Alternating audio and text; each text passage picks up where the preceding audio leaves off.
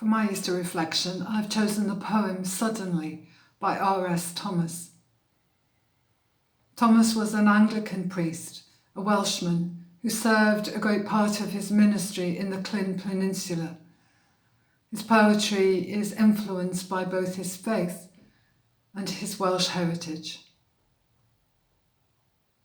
As I had always known, he would come, unannounced, remarkable merely for the absence of clamour. So truth must appear to the thinker. So at a stage of the experiment, the answer must quietly emerge. I looked at him, not with the eye only, but with the whole of my being, overflowing with him as a chalice would with the sea.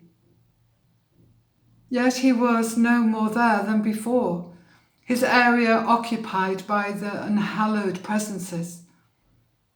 You could put your hand in him without consciousness of his wounds. The gamblers at the foot of the unnoticed cross went on with their dicing. Yet the invisible garment for which they played was no longer at stake, but worn by him in his risen existence. There are several reflections you could take from this poem. The one that strikes me most is the idea of the penny dropping, the clouds clearing, the light coming on, and suddenly you see something and you think, well, that was obvious. Why have I never seen that before? And so it is, slowly. It dawns on us, the message of the risen Christ. Jesus' presence as Son of God, risen, glorified.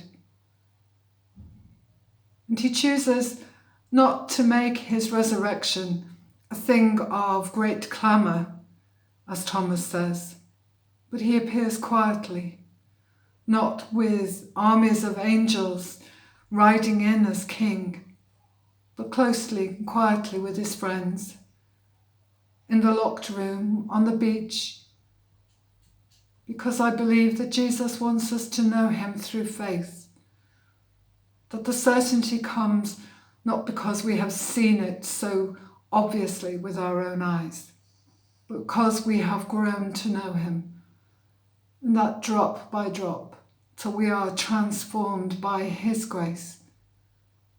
And suddenly we see that our small chalice is filled with his overwhelming sea.